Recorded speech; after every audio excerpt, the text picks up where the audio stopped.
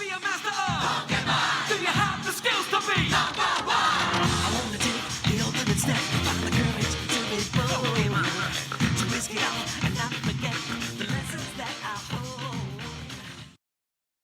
Hey everyone, and welcome to episode 111. Make a wish, make a wish. 111, make a wish. 111. This is the only time we'll ever get there, unless we get to 1,111. Josh, could we make it? If they can get me out of my hospital bed and lean me up enough to make an episode, then we'll get there. All right, well. In the so nursing make a wish. home. It is episode 111, and yes, we're sorry for not having an episode last week. I was a bit under the weather.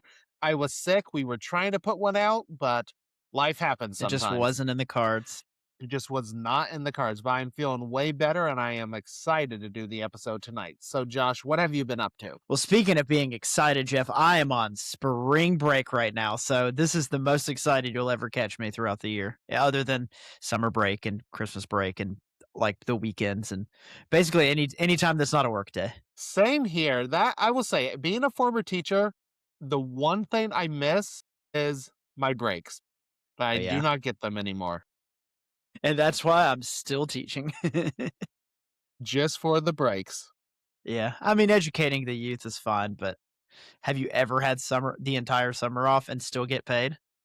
Unfortunately, no. It's the best. But I will say, it is nice when I can go, it's the middle of October. I'm going to take some days off and go somewhere. Yeah, that's pretty dope too. So my job doesn't dictate, most of the time, does not dictate when I can take my vacations. But yeah, I'm super excited for you being on spring break. You have any big plans for spring break? I'm doing adult things around the house, like organizing. I have a bunch of clothes that need to be gotten together for donation, so I'm doing that. So it's just stuff around. I'm not doing anything fun, but it's stuff that needs to get done. Hey, adult stuff can be good too. I was very excited Sunday after I finally was feeling better. I cleaned my deck. Yeah, I just throw in my AirPods and listen to music or a podcast or a book or something and just get it done.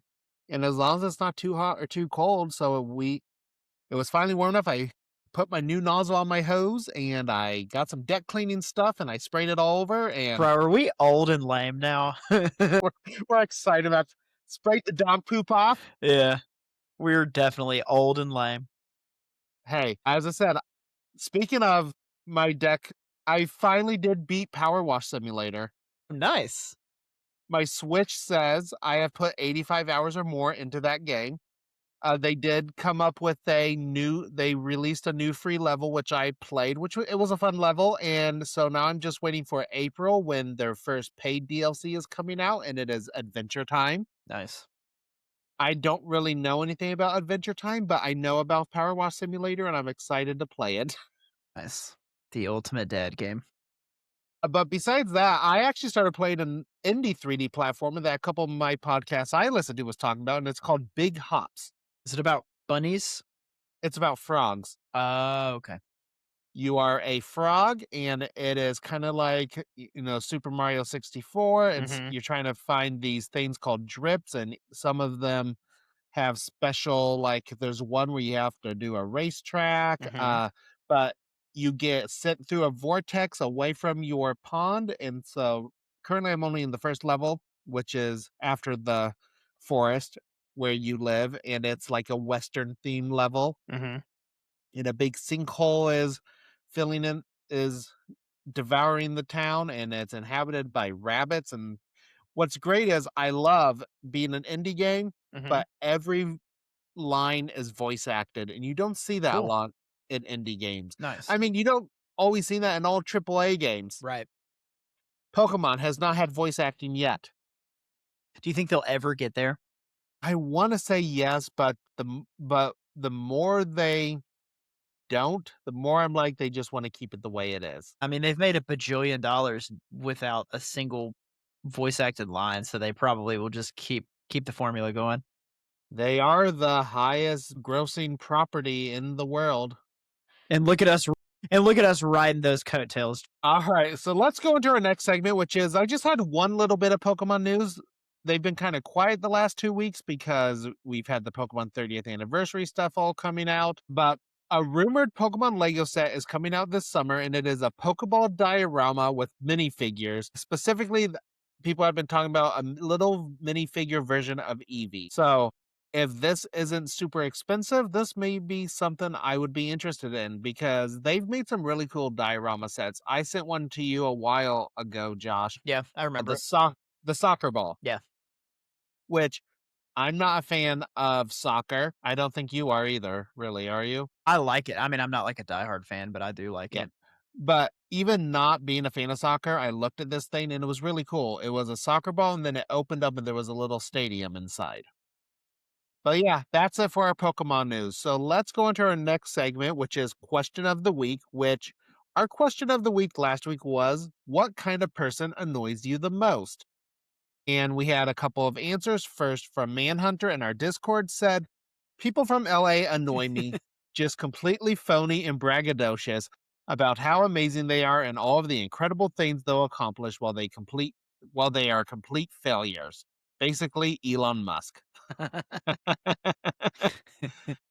I will say it is scary driving in LA. I did that last year. That was not well, I didn't, Jesse did. I've never been to LA unless you count Lower Alabama. I don't think that's what LA stands for. I don't think it is either. We went to Disneyland last year, so we were in the LA area, and then we drove to Universal Studios Hollywood. And it was a 20-mile drive and took us 2.5 hours. That sounds like my nightmare. Dude, Yeah, it was the worst. I hate driving in cities. It's the bane of my existence. Plus, we had a rental car and we couldn't get the Bluetooth to work. So instead of like playing stuff off of the car speakers, we just had to turn everything off and play it from our phones because I don't know. Every time I get a rental car, the Bluetooth never works in those vehicles. That sounds like literal hell to me. Speaking for the person where we drove halfway across the country with a car that their charging thing didn't work. Okay, that's fair. But whatever, Jeff. All right. And then we had Kate who said the type of people who instantly annoy me are people who think they're awesome only because they refuse to take in any information, which proves otherwise. Like, I know a ton of random stuff, but I love when I find out I'm incorrect or have old information. It's a chance to learn new stuff, but the folks who just don't know enough to know that they don't know enough and think they are so clever and original, it really ticks me off. It's the confident stupidity. They're so sure of their how they're so sure of themselves. Kind of going off of that, another person I did not mention on the last episode is I really hate people who think that arguing is just they can win an argument just by being the loudest. Yeah, it's the same as out debating someone. All right, and then we had some comments on some of our videos and in our Discord. A Manhunter wanted to say that the Wild Robot movie was fantastic. I still can't believe that Lupita Nyong'o's watching her. Lupita Nyong'o. Thank you. I saw the apostrophe in the name, then immediately put an S on it because I'm a stupid American. Yeah, well. I still can't believe that Lupita Nyong'o watching her performance in Us and Wild Robot is a treat. She's an amazing actor. If you like Wild Robot, I would recommend the movie Flow. It's currently my favorite movie of all time. She is a great actress. I concur. Flow is on my list of movies I want to watch. It is won the Academy Award, I believe, for Best Animated Feature the year it came out. It is about a cat, and I know there's water, and I'm pretty sure there's not a single piece of spoken dialogue in the whole movie. Interesting. Okay. I could be down with that. Yeah, so I think it's on HBO Max. At least it was at one point. And then Strongest Muffin on one of our YouTube videos asked, I have a question. How do you become a good DM in D&D? And I will tell you... Is this related to something we talked about in the last episode? I don't remember. Muffin, I have no idea what you're talking about here. But I will say, to become a good DM in D&D, I would say I'm not a good DM. I have just DM'd for people because I'm the one in a group who knew how to play. What I would suggest, Strongest Muffin, is don't start unless you're very comfortable with your own creation. Try starting with a module, then it can kind of teach you how to go through a D&D campaign so that you can learn about the mechanics, about what makes a good encounter. First of all, don't go into a module thinking that you're just going to open it for the first time, you still have to prepare. Using the module takes a lot of preparation, and you always want to prepare farther than you think they will get, because they may surprise you, or they may spend 3 hours arguing over something that you're just trying to push them along. But those are my advice for becoming a good DM. But I'm going to say I wouldn't call myself a good DM. I haven't DM'd very much, but I enjoy it when I do it. I have never played D&D, and I have nothing to contribute here. All right. So the next comment we have is from Roll Tide JD. He must be from Alabama, He must be Josh. from Alabama. And this is regarding our 30 minutes after swimming comment. And he said, "Why am I 35 and I've never heard of that? Maybe because your parents aren't liars?" Which, spoiler alert, we'll learn something about this in a little bit. But I don't know, because Josh and I come from different parts of the country and we both have heard that rule. So Yeah, for maybe. sure. Yeah, but honestly, parents love lying to their children. It's like one of the things they're best at. Like even spending time around my nephews, I'm like, I just lie to them constantly. Like when they're like, "Can we go outside?" It's like, "Oh no, it's probably gonna rain later." And it's like, "No, it's not." But they don't know how to check the weather.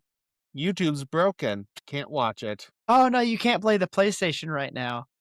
I don't know. But yeah, going on to our next comment. This was regarding Ash and his learning what rocks were. 5310 on TikTok said, "To be fair, he is 10." And I have a comment for that. My daughter is 10, and I'm sure if I showed her something and I went, "What is this?" and she would go, "That is a rock." Yeah, but Kyrie's been in school, and Ash has True. just been going out like making his pets fight other animals in the wild. That is true. So maybe he didn't take geology, I guess. Probably All not. right. And then I want to talk about this. We have had some comments saying, "Why are you guys getting so political? I don't understand why you're political." And first of all, Josh has some comments on that, and I have some comments on that. My comment is, we are here to entertain. If the jokes write themselves, we are going to write them. Yeah. And there is a long history of making fun of the president in this country.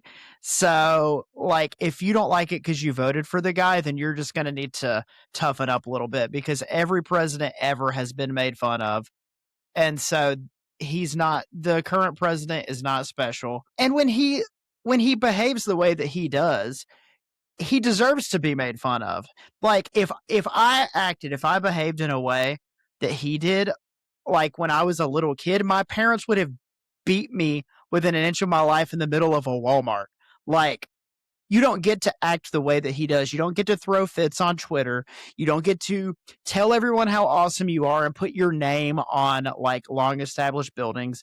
You don't get to start wars after like trash talking all of our allies and then throw fits when they don't want to come to our aid. You don't get to act like that. So I understand people being upset, but this is not a normal person. And I don't even really like any of the presidents we've had. I'm not like a big time Democrat guy either, but this guy is not normal. So we're going to continue making fun of him if it's, I mean, we're not going to go out of our way.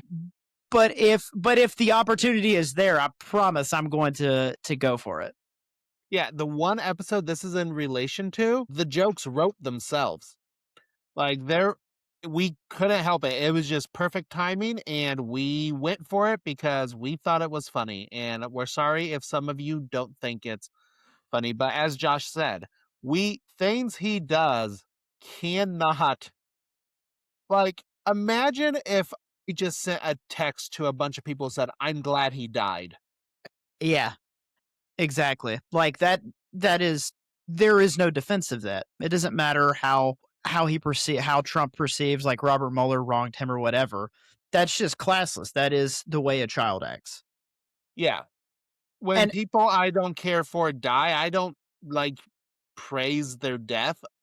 just say nothing. Yeah. Just say nothing. It's kind of the metric that I use to like judge should you be outraged by this or not, is if it were another president that did it, like if Obama or Biden or whoever, or George W. Bush or Bill Clinton had done the things that Trump had done, would the people that are defending him be upset? And the answer every single time is 100% they would. If Obama had said that he was happy when, I don't know, Antonin Scalia, the conservative Supreme Court justice, died, if Obama had tweeted out, "I'm glad he's dead," the Republicans would have been apoplectic. And the people that defend everything that Trump does would have been out of their minds. So Yeah. just because you voted for the guy, you should be able to point out things that he does that are awful. And honestly, it kind of makes me like when you look at the evidence of all the stuff that this dude has done and said, it is a character issue. It's weird to me that like so many of the presidents we've had became president because like kind of the metric that people used to judge that was like, could I sit down and have a beer with this guy? That was a lot of the appeal of George W. Bush. Was he just seems like a guy you could have a beer with. Until he choked on a pretzel. Yeah, well. See, look, making fun of other presidents. I know. He choked on the pretzel while watching football. But even though I don't really like any of our presidents because all of them are war criminals in some form or another, like I feel like if I sat down to have dinner with them, they would engage me. They would know how to have a conversation. This guy does not care about anyone below a certain tax bracket. Over and over again, he's shown how corrupt he is with all the crypto scams they've got going on. The dude has made $4 billion since his second term started off of crypto scams. His son, Donald Trump Jr., sits on the board of all these prediction markets. Like, just even if you took out all the Epstein pedophile stuff, even if you took out the war in Iran, even if you took out him saying things like he's glad that Robert Mueller died, the level of corruption, and even if you took out all the stuff with ICE, killing American citizens, cracking down on the First Amendment, whatever, the amount of corruption in this administration is astronomical. Like, if you really have a problem with politics in this country, but you don't have a problem with Trump, I cannot take you seriously. Because he is the corruption alone, the amount of money he's made through these grifts and the people around him, the amount of money that they made is unimaginable. I think that's all I really want to say. We are not a politics podcast. I don't really want to become a politics podcast. You would lose me. I'm not smart enough to host a politics podcast. I just like talking about my little monsters we catch in balls. I know. So I think we can stop with that, but we are going to continue making fun of Trump if the opportunity arises. So if you don't like that, well, sorry about it. And when there's a new president, if they do something stupid, we will probably make fun of them in our jokes as well. So all right, let's take a look at some education, Jeff. Do it right. Education. All right, we got some education from Kate. She says, I know it was a joke, but the thing about chemical sunscreen causing cancer has been proven false. The correlation between the two in the U.S. is more about misuse of sunscreen, thinking it offers more protection than it does. So use whatever works for you and just follow the directions. Excellent. Well, that makes me happy to hear because Blue Lizard is really expensive. Yeah. It's all propaganda from Big Blue Lizard, Jeff, speaking of politics. So, Josh, so next time we see you, you get to be using some copper tone or some banana boat. I'll be like the copper tone, like girl or boy or whoever it is on the front with like Put on your sunglasses. I'll just be, you got to have the sunglasses on because when I walk into the sun, it's not the sun you have to shield your eyes from. Oh, no, I was going to say when the dog pulls down the shorts, we need our sunglasses. But yeah, well, that's because the reflection off my pale buttocks will be brighter than 1,000 suns.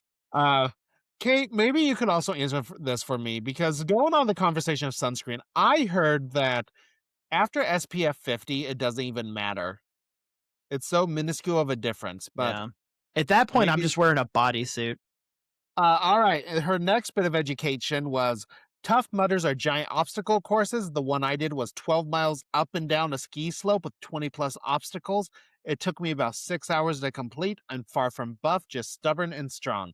The obstacle I'm most proud of was running up a 14-foot curved wall. I needed help getting over the top, but ran up and held on by myself.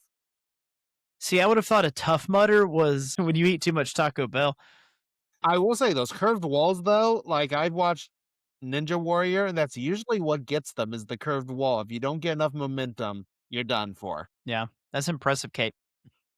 Her next bit said it was Janet Jackson when she had temporarily dropped her family name as an artist. That goes to our world news where the song was by Janet, and we're like, Janet who? So it was Janet Jackson, and I never knew she dropped the Jackson part of her name at some point. Is that like when Prince started going by the artist formerly known as Prince? Or it wasn't even that, it was just the symbol? He started going by the symbol? And then the no swimming after eating thing isn't a lie, but it is an exaggeration of a real risk. It's more about the slightly increased chance of leg muscle spasms while you are digesting food. It's a very small risk, but deadly if it happens to an inexperienced or unsupervised swimmer. So there you go. Your parents weren't telling you lies, they were telling you the truth, but mainly I think they just said it because they didn't want to go straight to the water after eating at the picnic. There was definitely an ulterior motive. All right, so don't forget you can follow us on Twitter at Pokemon Snapshot or send us an email at thepokemonsnapshot@gmail.com. You can also find us on YouTube and TikTok. Just search for the Pokemon Snapshot. We post short clips on both platforms, and if you'd rather watch the full episode, the complete video is available on our YouTube channel. And if you're enjoying the show, leave us a rating on your favorite listening app so other Pokemon fans can discover the podcast. All right, Josh, lead us into our next segment. Previously on Pokemon. So last week, Team Ash was finally on their way to Trevita Island when Ash looked out at the ocean, saw giant pointy formations, and somehow needed not Brock to explain that yes, those are in fact rocks. Before the whole gym trip got derailed by a kid swimming alone with her seal because apparently we needed to pause for a water safety PSA first. That rescue brought them face to face with Rudy, the world's fanciest gym leader, who spotted Misty through binoculars, immediately forgetting his own sister was drowning, and spent the rest of the episode love bombing Misty with flowers, dancing, boat rides, and the old movie theater trick while Ash got more and more fed up. Team Rocket took repeated blastoffs in their Magikarp submarine. Rudy made Ash's gym challenge feel less like a badge battle and more like an excuse to show off for Misty. And in the end, Misty picked her man. Hint, it wasn't Rudy. Squirtle then pulled off the win by learning Hydro Pump, and Ash beat that smug pretty boy Rudy for the Spike Shell badge. Way to go, Ash. It's the only time I'll say that.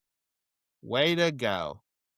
All right, now going into this week's episode. This week's episode is titled Bound for Trouble, or as it was known in Japanese, Pikachu versus Meowth. I think I like Bound for Trouble better. I like Bound for Trouble as well. It aired on July 15th, 1999 in Japan, and on September 15th, 2000 in the United States. Just to give us a point of view where the world was at this point in time, the number one movie, the number one movie was still The Watcher. The number one song was Music by Madonna. You know that one, Josh? So. And then some video games that came out that week. On September 12th, we got Parasite Eve 2 for the PlayStation 1. And on September 13th, we got Lego Stunt Rally on PC. Nice. I'm pretty sure I've played Lego Stunt Rally before. The only Lego game I ever played on PC was Lego Island, and that game ruled. All right, Josh, let's get into the episode. This is Bound for Trouble. Now that Ash has 3 badges and a lot of mostly unearned confidence, Team Ash stops at some island known for its supersized Pokemon. It's like the McDonald's of Pokemon Islands. Josh, you may need to explain that joke to the younger kids. McDonald's hasn't had supersize since 2004. So back in the day, back in the good old days of America, the early 2000s when Jeff and I were growing up, McDonald's had a small, a medium, a large, and then a supersized, which was an enormous size because this is American. You can't tell us how many fries we can eat. And then eventually there was a movie that came out. It was like a documentary where a dude ate nothing but McDonald's. Was it for a month? He ate nothing but McDonald's. I think it was 30 days. Yeah, it was called Super Size Me. I've never seen it because the whole idea of eating nothing but McDonald's for 30 straight days makes me want to die. And it's surprising that that's not what happened to the guy. But it was called Super Size Me. I did watch it, and I'm pretty sure he got really sick. Yeah, I can see that. I'm not a McDonald's guy either. Like, if I'm going fast food, I'm going Taco Bell, or I'm going Zaxby's or Chick-fil-A, or I mean any kind of chicken place is I'm pretty good with. Bojangles is Yeah, good. I've always wanted to try Bojangles, but we don't have Bojangles is them up good. here. My fast food places is I do enjoy Taco Bell every now and then, Wendy's. I really Mhm. like Culver's. Ooh, Culver's is good. Yeah, hard agree. Some of you may not know of Culver's because it's more of a Midwest thing. It hasn't really made it out of the Midwest. We have a Culver's here. We have a couple Culver's here actually. But yeah, McDonald's is if I'm getting breakfast, I'll get McDonald's.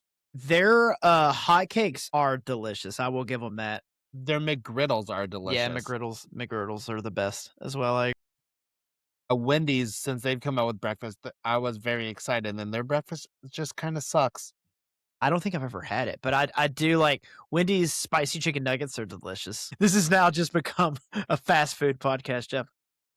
Politics of fast food. This is what people are tuning in for, right? Politics, fast food, and Pokemon. We really run the gamut here, Jeff. Not Brock proves that this is the McDonald's of Pokemon Islands by saying the island is filled with a bunch of oversized Pidgeot and Rhydon. I do actually like Pidgeot, so I'm not gonna hate too much on it. It's like the Big Mac of Pokemon. The Pidgeot is.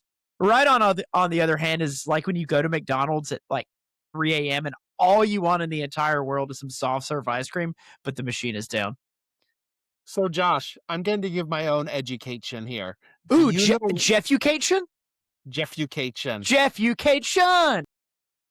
Do you know why the machine is always down? I do, but I want you to tell the good people about it. All right. So here's a fun fact. So when the creators of McDonald's ice cream machine, they have a patent on their machine. And in the clause of the contract or the copyright or however it works, it says that only this company, I believe their name is Taylor, their technicians are the only ones that can work on this machine. So when a McDonald's ice cream machine goes down, they have to call a technician from Taylor to work on it. Otherwise, they can get sued by the company that makes the machines because it is in the contract, it is in the patent and in the copyright office. In fact, the United States just changed their copyright law to allow franchisees to fix their own machines. So maybe it won't be happening as often. And the reason they don't really want to call them to come fix it every time it goes down is that this company, since they have a monopoly on it, can charge exorbitant prices in order to fix their machines. Like the article I saw earlier today said something around $300 for 15 minutes of work. That's insane. That is insane. So yeah, and then also these machines require a 4-hour cleaning cycle every day, and if it's not able to complete, they get error codes. And then if it gets an error code, you have to call Taylor, and they have to get their technician out for the $300 for 15 minutes to come fix it. It was a scheme by someone. Mm-hmm. I remember when monopolies were made illegal after the robber barons and all that, but we don't do that anymore here, Jeff. Nope. Not Brock reckons that these Pokemon are bigger than usual because of all the available food on the island. So basically, these Pokemon aren't bigger than usual. They're just overweight. So can I just say I'm bigger because of all the available food in my house? Yeah. Team Ash happens upon a basket of fruit in the middle of the road, and Ash runs to it before Misty calls him back. She says the basket is obviously a trap, you idiot. She points out some nearby fruit on a tree, but when Team Ash walks towards it, they fall into the real trap, a giant hole in the ground. And that means it's time to roll the title card. Bound for trouble! The apple falls from the tree and lands on Ash's head. He takes a bite, but it's a fake.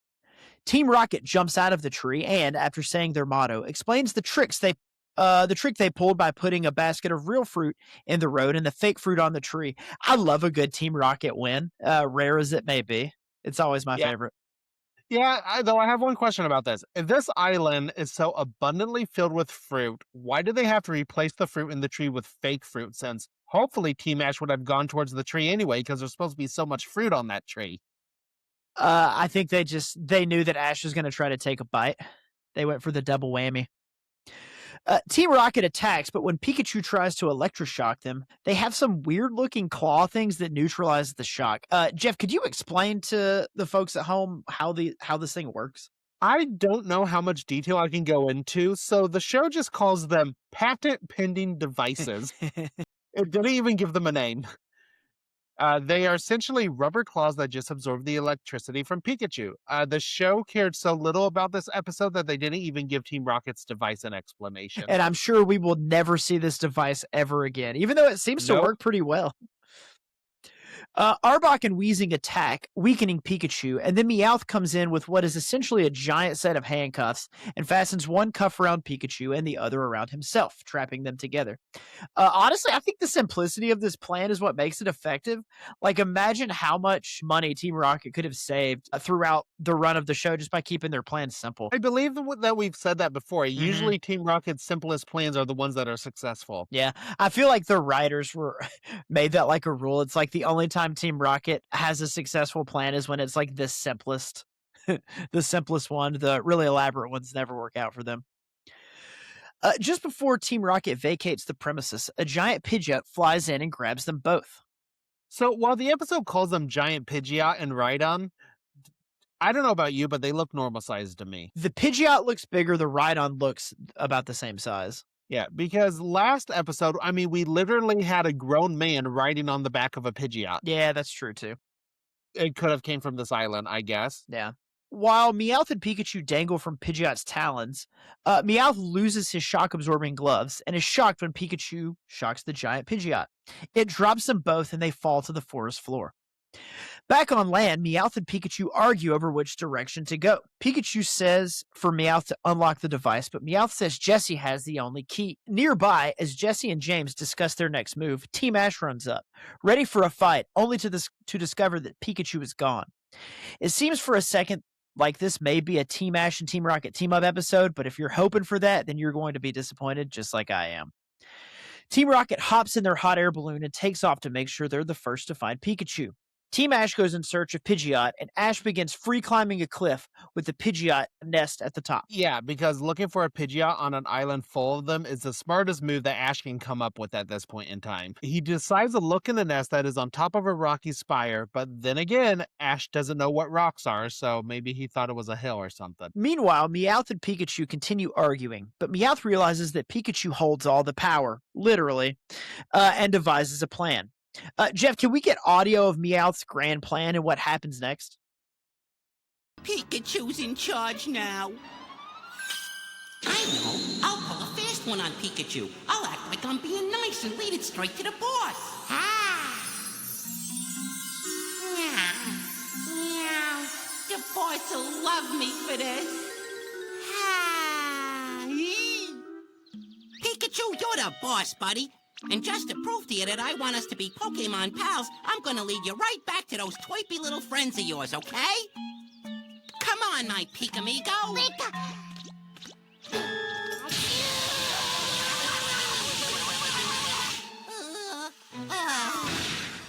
Something wrong, Pikachu? Pikachu, Pikachu, Pikachu. Oh, so you saw through my plan, did ya?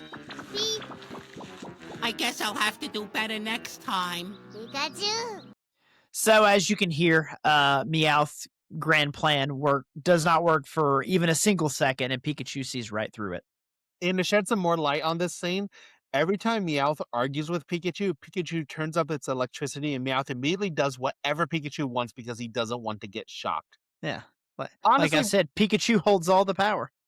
Pikachu's kind of a jerk in this episode. Yeah, I love it. I love a sassy electric mouse. Ash makes it to the nest to find that it's empty, but a Pidgeot flies in and knocks Ash all the way back down the side of the mountain, and suddenly Pidgeot is my new favorite Pokemon. And as Ash falls to his death, that takes us into... Who's that Pokemon? All right, in our Who's That Pokemon for this week, since we've seen all the Pokemon that have been involved in this episode, which because there's not a lot, I just chose a random Pokemon, and we are talking about Machop. Machop is my nephew's favorite Pokemon, the one that knows everything about Pokemon. And it takes everything in me not to make fun of him because I hate a Machop.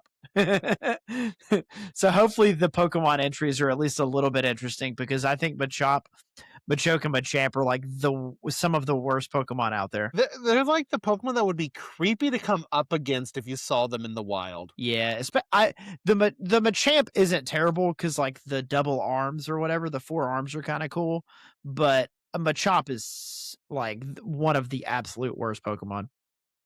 All right. So Machop, or as he is known in Japanese, Wanriki. Some basic information. He's number 66 in the Pokedex. He is a fighting type. He is 2 feet 7 inches tall and weighs 43 pounds. And he is known as the superpower Pokemon. And he evolves into Machoke at level 28. And another reason, as a middle school teacher, to hate Machoke is he's number 67 in the Pokedex. Oh, God. Machop's name origin. Machop's English name is a blend of macho, meaning strong, muscular, or overly masculine, and chop, referring to a striking motion, especially in a martial arts chop. Its Japanese name origin. Machop's Japanese name is Wanriki. It combines Wan, meaning one, and Riki, meaning strength or power. So the name roughly translates to one power or single strength, highlighting Machop as the first stage in a progression of increasing physical strength. What is Machop based off of? First of all, its primary influence is human bodybuilders.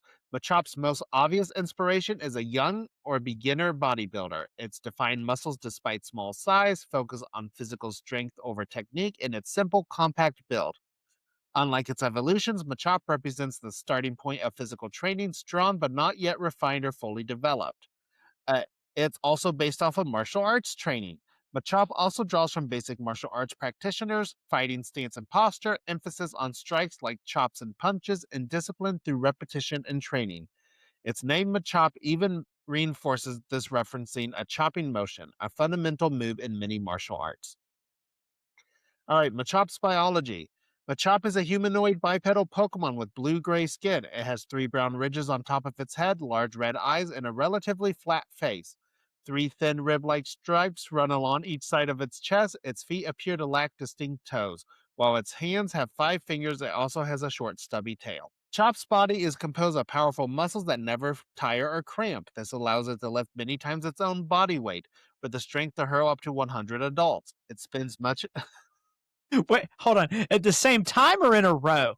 I don't know. We'll get to the Pokedex entries. Like, do they ball up a bunch of grown adults into just one, like, human boulder and then toss all 100 at once? Or is it just one after another, just tossing human adults? When I read these Pokedex entries, in my head, I pictured the giant boulder. So I don't know why, but that's what goes through my head. Okay, that's what I also pictured. So, yeah, keep going. We'll come back to this, maybe. It spends much of its time training, constantly working out and practicing various forms of martial arts to improve its abilities. One of its daily routines includes lifting boulders and even graveler, as if they were barbells. As its muscles grow, so does its dedication to training. Once it gains enough confidence, its strength, Machop will challenge Makuhita to battle. It is most commonly found in mountainous areas where it sustains itself on highly nutritious foods that support its intense physical development. In Generation 2, its signature move was Vital Throw. So Machop is basically like all the gym bros I see on YouTube. I don't know. I feel like that would be more Machoke. Maybe so. All right. So some Pokedex entries on Machop. Red and Blue says, loves to build its muscles. It trains in all styles of martial arts to become even stronger. Pokemon Yellow says, very powerful in spite of its small size. Its mastery of many types of martial arts makes it very tough. Pokemon Stadium says, its whole body is covered with muscles, so it can raise bulges anywhere. It can throw 100 adults. What does it mean it can raise bulges anywhere? I'm guessing it can do like the little peck jump. Okay. I was like, are we talking about Margot Robbie here, or are we talking about Machop? Pokemon Gold says, always brimming with power, it passes time by lifting boulders. Doing so makes it even stronger. Pokemon Silver says, it loves to work out and build its muscles. It is never satisfied, even if it trains hard all day long. Pokemon Crystal says, it trains by lifting rocks in the mountains. It can even pick up a Graveler with ease. Well, of course, because we already learned it can hold 100 adults. Yeah. Surely, what is that? Is that the equation? 100 adults equals 1 Graveler? I'm pretty sure Graveler only weighs like 200 and something pounds. So, Wow. Pokemon Ruby says Machop's muscles are special. They never get sore no matter how much they are used in exercise. This Pokemon has sufficient power to hurl 100 adult humans. I like how Pokemon Ruby just specified that they're adult humans, Yeah. not other adults. Not adult Machops, or I guess Machoke Adult, is like the teenage version, and then Machamp is the adult version. not adult Snorlaxes. No. Pokemon Sapphire says Machop exercises by hefting around a Graveler as if it were a barbell. There are some Machop that travel the world in a quest to master all kinds of martial arts. Pokemon Emerald says it continuously undertakes strenuous training to master all forms of martial arts. Its strength lets it easily hoist a sumo wrestler onto its shoulders. So now it's just one sumo wrestler? Is one sumo Yeah. wrestler equal to 100 human adults? I just love the different measuring they do in these Pokedex entries. We have seen some weird measuring. Very scientific. Let's see. Pokemon Fire Red says its whole body is composed of muscles. Even though it's the size of a human child, it can hurl 100 grown-ups. That's funny. Pokemon Diamond says it hefts a Graveler repeatedly to strengthen its entire body. It uses every type of martial arts. Pokemon Pearl says its muscles never cramp however much it trains. It lives in the mountains away from humans. Pokemon Platinum says though small in stature, it is powerful enough to easily heft and throw a number of Geodude at once. So now it's Geodude. Now it's Geodude. So these Pokedex entries, we've had 100 adults, a sumo wrestler, a Graveler, and multiple Geodude. And adult humans. Adult humans, yes. Pokemon Sun says it loves working out. As it gazes at its muscles, which continue to swell day by day, it becomes more and more dedicated to its training. So it's just like checking itself out. This is what I picture those dudes like, oh, what's that guy's name? David Goggins. Do you know who that is? I have no idea. He's like one of like the big inspirational, like big muscle dudes on that you find online. He's just checking himself out, looking at his deltoids. Pokemon Moon says, with its superhuman strength, it's able to throw 100 people all day at the same time. Its strength comes from lifting Graveler every day. So that's our answer. Throw 100 people all at the same time. Okay. So it's just a giant So it's a boulder. giant. Are the people like, how do they stick together? Is he like killing them in the process of like squishing them all together? I don't understand. He was the inventor of the human centipede. Ugh. Pokemon Ultra Sun says, once this Pokemon has gained enough confidence and muscle from training with its friends, it challenges Makuhita to a battle. What is Makuhita? Is it another Pokemon? Makuhita, it's a Generation 3 Pokemon. Oh, okay. So we'll hopefully get there eventually. Mm-hmm. Pokemon Ultra Moon says, it likes food that's highly nutritious because its instincts drive it to build muscles efficiently. You got to get that protein, bro. Break down those muscles and build them back up. And then Legends Arceus says, though as small as a child, it has strength enough to easily throw a well-built adult. But what about feeble adults? Can it throw like 10 old people at once? It can throw 100 of them. We've already established this. Yeah. Striving to become ever stronger, Machop trains by carrying a Graveler on its shoulders. All right. And then a little bit of trivia on Machop. Before the release of the English versions of Pokemon Red and Blue, Machop was originally known as Karate. This name is a corruption of karate, a fighting style. Machop is a better name. Machop is a better name. And that is our Who's That Pokemon segment on Machop. Who's that Pokemon? Back in the episode, Meowth and Pikachu happen upon a giant pissed off Rhydon who attacks and chases them all over the island until they're backed into a corner. Pikachu tries to shock the Rhydon, but it's completely ineffective. Pikachu tells Meowth to get the Rhydon's mouth open, so Meowth does a tickle attack, and Pikachu shocks the soft inside of the Rhydon's mouth, electrocuting it from the inside. A solid plan there, Pikachu. You got to give it to him. If we remember the Cinnabar Island gym battle, though, he could have just gone straight for the horn. I don't remember that. I don't remember that. Ash, fighting Blaine, Ash tells Pikachu to aim for the horn. Because I guess it was a lightning conductor, according to what Ash thought. Interesting. Team Ash finds some footprints that look like golf club divots and determine that Pikachu is definitely dead, but Ash goes sliding down the cliffside anyway. We have a quick check-in with Jesse and James to see that they're no closer to finding Meowth and Pikachu than Team Ash is. That evening, Meowth and Pikachu's stomachs are growling. They find an apple tree nearby, so Meowth runs towards it so he can eat it first, but Pikachu pulls on the rope connecting them, or the cuffs connecting them, and Meowth can't reach the apple. Pikachu gets it, but decides to share with Meowth and splits the apple perfectly in half like it was a baby tomato. It was such a feat of strength. I've never seen such like strength in the end of Pikachu's fingers. It reminds me of the Power Team. Do you know what the Power Team was, Jeff? I do not. Okay, so hold on. I linked to the Power Team Wikipedia page. So I went and saw the Power Team. I had to have been like 8 or 9 years old. This was like the late 90s. And so I'm just gonna read a little bit of the Power Team. Or about the Power Team from their Wikipedia, but from my perspective, when I was growing up, they were big in the late 90s, and they were like a Christian ministry type thing where it was a bunch of like dudes that were 100% on steroids. They would go and they would like do feats of strength and stuff. Like I remember one guy would just like take a full size phone book and just like rip the phone book in half. It was pretty impressive, but they would do all these feats of strength and then they would like share the gospel or whatever. But when my mind went to that, when Pikachu like tore the apple in half, I started thinking about like what we see now from like all the super jacked dudes and like how they've all kind of gone far right. I was like, there has to be some kind of sordid history with the Power Team because they just disappeared out of nowhere.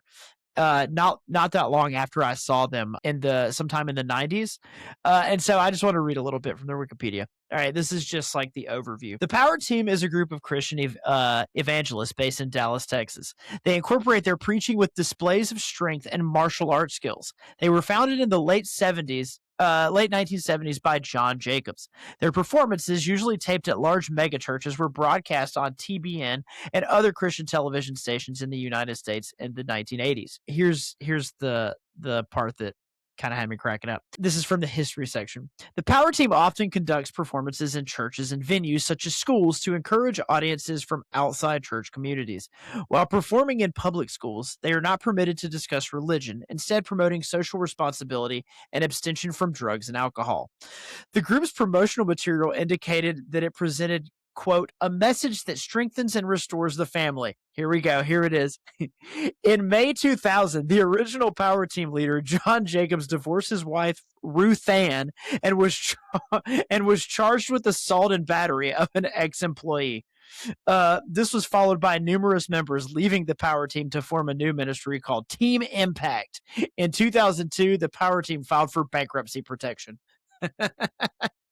I knew it was going to be something. I knew somebody was, first of all those dudes were on steroids. I don't care how much they told us they were not on steroids. Every single one of those dudes is having heart problems today because of all the roids they were doing back in the late 90s and early 2000s. But that's just a little detour down obscure, like, 90s Christianity culture. I mean, it was around the same time as this episode. True. I will say I have no idea what you're talking about. I've never heard of this group. I was looking at the Wikipedia page. I guess I showed up to help on Walker, Texas Ranger at one point.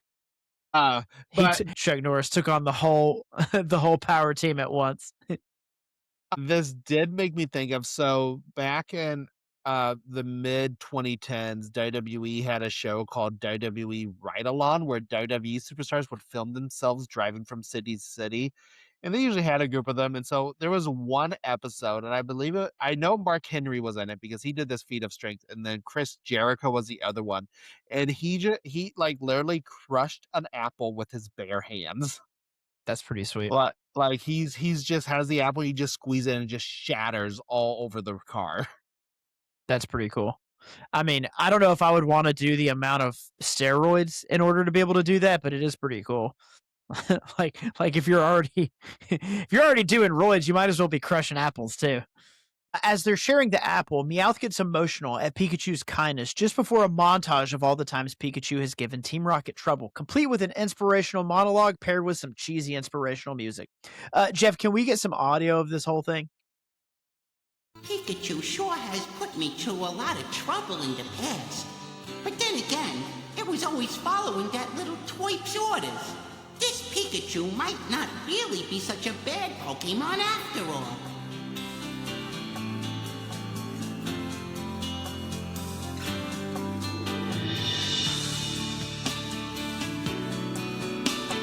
You know, Pikachu, if we met under different circumstances, we might have turned out to be friends. Maybe you could leave that kid and join up with Team Rocket, and we could be partners and work together, because I think we'd make a great team, don't you?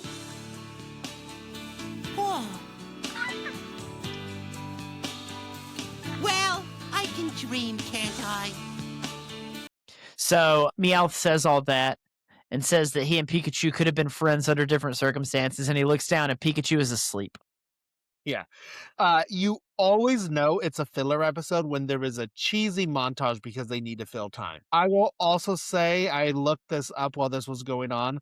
The song that you are hearing is another song from the To Be a Master CD. If you remember, Josh, that was where the previous montage song came from. It is an instrumental version of the song You Can Do It If You Really Try. Unfortunately, the next morning, dreams become nightmares as Meowth and Pikachu are awoken by an incoming Pidgeot. As they run away, Rhydon attacks them from the other direction. When it seems like all is lost, Ash leaps off of a cliff just as Team Rocket's hot air balloon comes over the same cliff. It's honestly a pretty sweet-looking shot in the episode. Ash throws out Snorlax, which fights Rhydon. Jesse's Arbok eats Pidgeot whole, while Snorlax mega punches Rhydon into the sun. And I will say, the Rhydon Snorlax battle is the only reason to watch this episode. They look like two sumo wrestlers going at it. Yeah, Machop should have come in and thrown them both into the area of the island. I don't know. Meowth runs to Team Rocket to thank them for saving him. They care. They really care. However, they say it was just so they could get Pikachu and Meowth crushed. I don't like this because it undercuts the end of the Meowth Rules episode that we did not that long ago, where Jesse and James would have done anything to get Meowth back when he was like going to stay with all the people that were worshiping him. But if I wanted consistency, then I wouldn't be on a podcast about the Pokemon anime. And I will say, I had the same note. They do everything to get him back in Meowth Rules, and they show that they really care about him. While here, they act like they just care about getting Pikachu for Giovanni. It made no sense.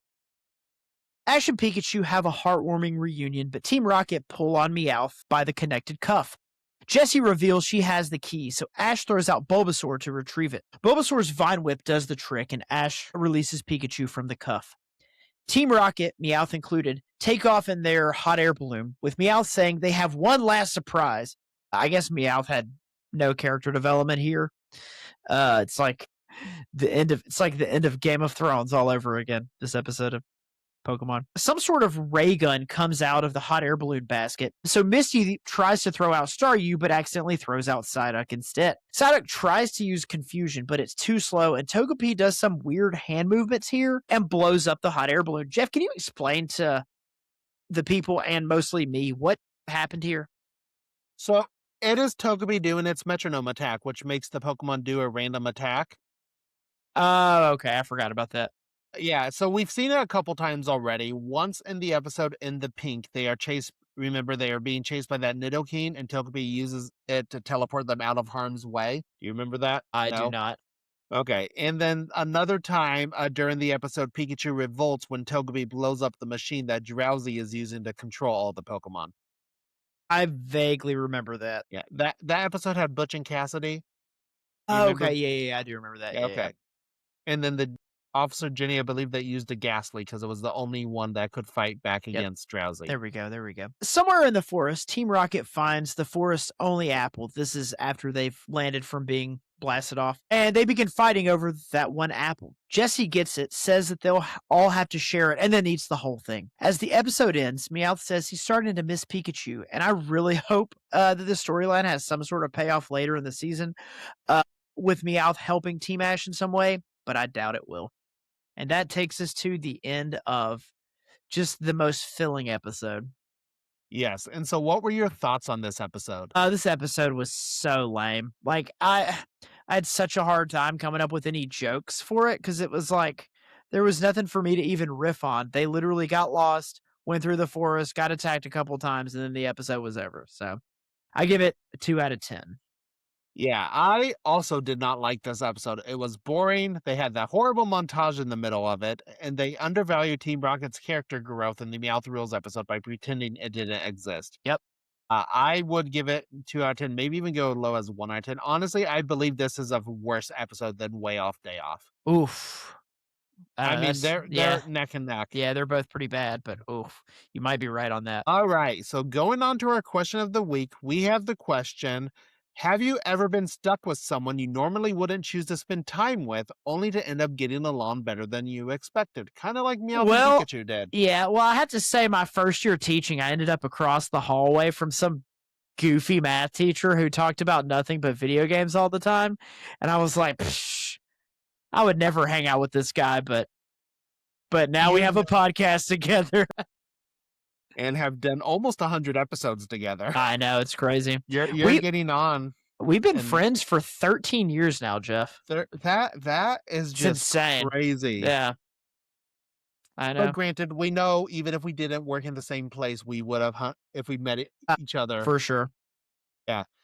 13 years is crazy. Like sometimes we were in our mid to late 20s and now we're old. Yeah. Yep. Well, speaking of being old, we're recording this the night of March 23rd. A week from today is my birthday. I turned 36. Gonna be old. Gonna be old. What about you? Have you ever been stuck with someone that you didn't think you'd get along with, but then it ended up being cool? It ended up being So- chill, bro? Maybe not stuck with someone, but I would say there's definitely people that have crossed my life that, we would have never hung out if we would have just been like, say we went to the same high school or something. I have a few coworkers I can say that like I probably if we were they're like 10 years younger than me, but like we wouldn't have gotten along if we were the same age and went to the same high school, but then we become good friends at work. And one of them does the theater stuff. She was actually the one who got me back into the theater, saying they needed some people in the show. So I do that. There's another one that she honestly has nothing in common with me, but we just kind of get along with You each just other vibe. perfectly. Yeah. But yeah, that's kind of it. So if you want to answer this question, don't forget you can follow us on Twitter at Pokemon Snapshot or send us an email at thepokemonsnapshot@gmail.com. You can also find us on YouTube and TikTok. Just search for the Pokemon Snapshot. We post short clips on both platforms, and if you'd rather watch the full episode, the complete video is available on our YouTube channel. And if you're enjoying the show, leave us a rating on your favorite listening app so other Pokemon fans can discover the podcast. All right, Josh, have anything else to add?